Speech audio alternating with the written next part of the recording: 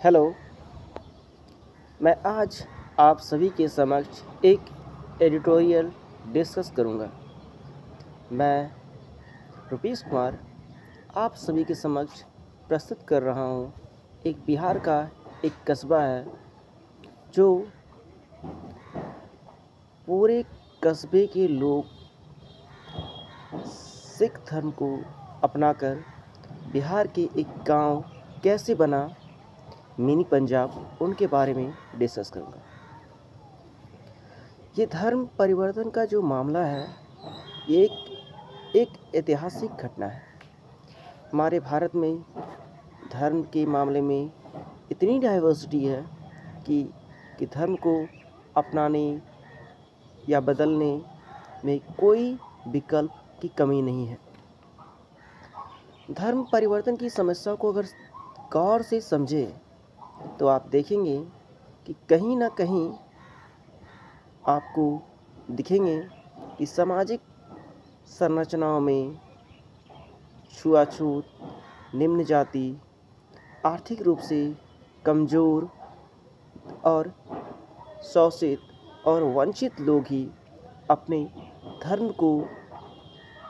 धर्म से दूसरे धर्म को एक्सेप्ट करते हैं।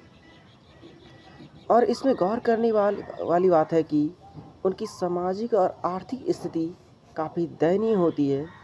इस लिहाज से वो अपनी आर्थिक और सामाजिक स्थिति को बेहतर करने के लिहाज से किसी न किसी धर्म की ओर वो अग्रसर होते हैं। मैं आपको हिस्टोरिकल घटनाओं की ओर ले चलूँ तो आप देखेंगे कि धर्म परिवर्तन का मामला 6वीं शताब्दी से शुरू होता है। 6वीं शताब्दी में महान सम्राट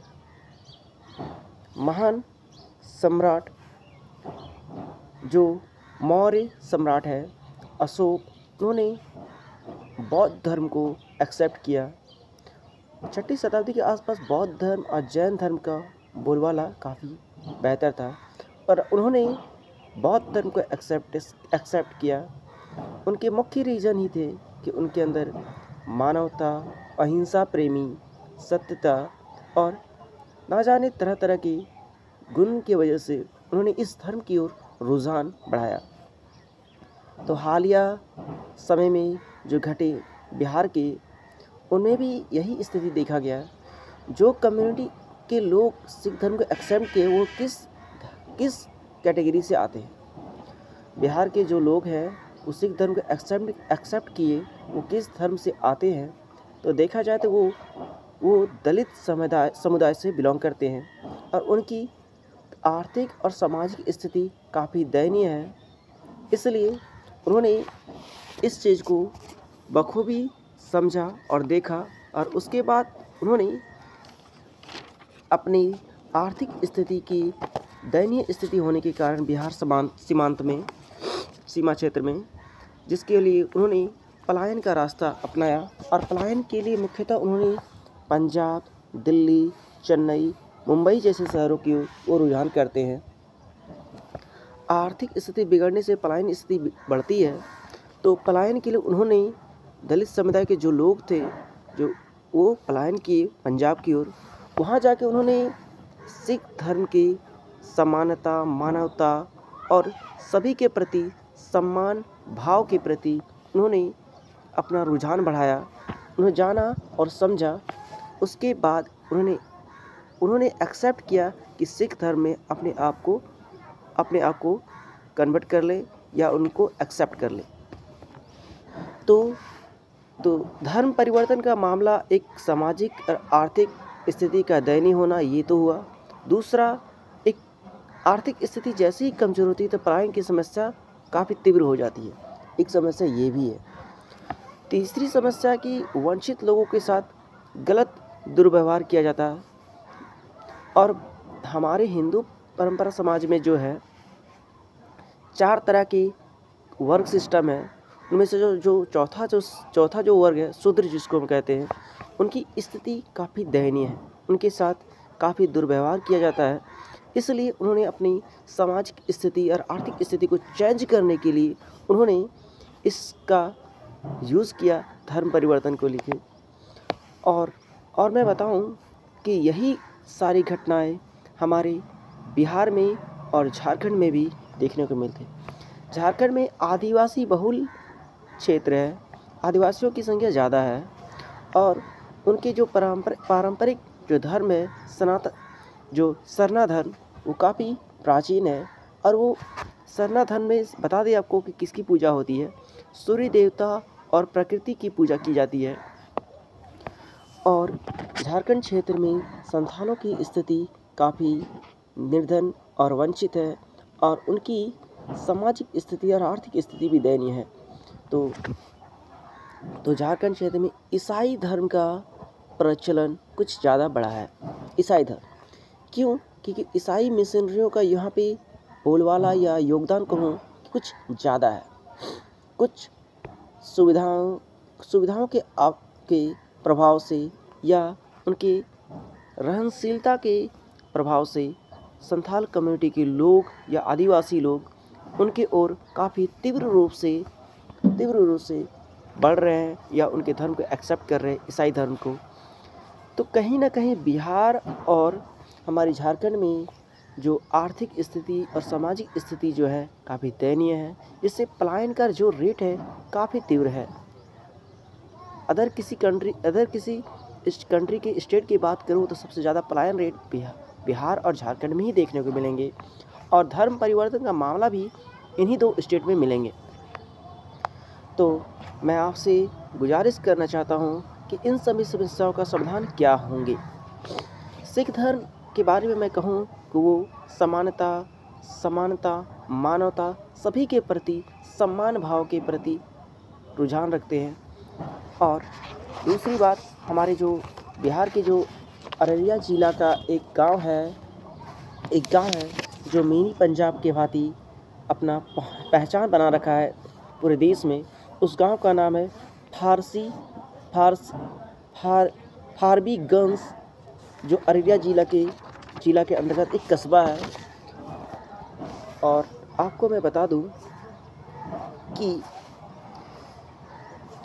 पलायन को रोकने का एकमात्र तरीका है कि उनकी आर्थिक स्थिति बेहतर किया जाए। झारखंड में एक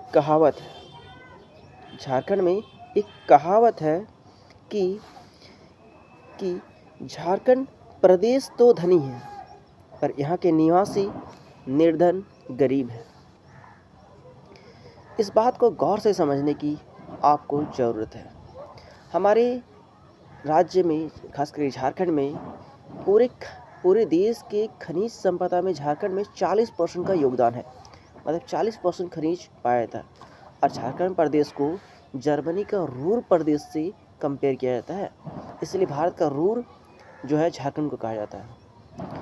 तो मैं बता दूं कि इतनी खनिज संपदा होने के बावजूद यहाँ के जो जनता है उनके स्थिति काफ़ी दयनीय होने का मुख्य रीज़न है कि उनके संसाधन पर उनकी भागीदारी नगण्य है। शासन प्रशासन जो सरकार है, उनकी जो आइडियोलॉजी है जन कल्याणकारी की, वो ज़मीनी स्तर पर नगण्य है, ना के बराबर है, जिस वजह से यहाँ की जनताओं में आर्थिक और सामाजिक और पलायन का रेट काफ़ी तीव्र है और सामाजिक और आर्थिक स्थिति काफ़ी दयनीय है। इस वजह से उनकी धार्मिक स्थिति काफ़ी बदतर होने की वजह से वो अपना धर्म परिवर्तन करते हैं। मैं चाहता हूँ कि इस सरकार का जो रवैया है वो चेंज हो और वो वेलफेयरिज्म की ओर, संपत्ति या संसाधनों में सभी लोगों का समान अधिकार हो, उस लिहाज से बजट बनाए और अपने आप को उस और रुझान करे जिस और वेलफेयरिज्म का बात हो, इक्वलिटी की बात हो, मानवता की बात हो उधर। आइए एक रिपोर्ट देखते हैं जो 2020 में पब्लिश हुई है, इंस्टीट्यूट ऑफ पॉपुलेशन साइंस, जो कहती है कि मध्य गंगा मैदान से पर जो प्रवासन का जो रेट है या पलायन का जो रेट है काफ़ी तीव्र हुआ है। बिहार के आधे से ज़्यादा घर के व्यक्ति प्रवास के लिए पलायन करते हैं और आपको ये भी बता दें कि बिहार के हर एक घर का एक ना एक सदस्य, कम से कम एक सदस्य प्रवास के लिए प्रवास का दंश झेलने के लिए मजबूर है। और वो जो कहीं भी जाते हैं वो रहते हैं कहाँ, पलायन करके शहर के सबसे निचले तबके इलाके में, जिसे हम झुग्गी झोपड़ी कहते हैं। वो लोग काम जिस जगह करते हैं वो कारखानों में, ईंटों भट्टों में और निर्माण स्थलों में, उद्योगों में, इन सभी जगहों में काम करते हैं। और उनके जो रहन सहन का जो इलाका है उसे हम लोग झुग्गी झोपड़ी के नाम से हम लोग जानते हैं। उनकी स्थिति भी वहाँ भी दयनीय ही होती है, उनकी सामाजिक स्थिति भी खराब भी होती है। इस वजह से उनके बेहतरी के लिए कुछ न कुछ सरकार करे, समाज के लोग करे और हमारे अंदर समानता, मानवता प्रेमी और और और सभी के प्रति सम्मान देने के जो मूल्य हैं वो बरकरार हो, अपने अंदर समग्रता से इन सभी चीज़ों का विकास करें। और दूसरी बात, सकारात्मक बदलाव से जो अति निम्न स्तर के जो लोग हैं उनके जीवन के लाइफ स्टाइल को चेंज कर सकते हैं। इसमें सरकार और पब्लिक दोनों का कंट्रीब्यूशन और जागरूकता चाहिए, ताकि किसी के साथ समाज में हीन भावना ना फैले और सभी समानता के भांति कार्य करें। जय हिंद। मैं आपका रुपेश। धन्यवाद।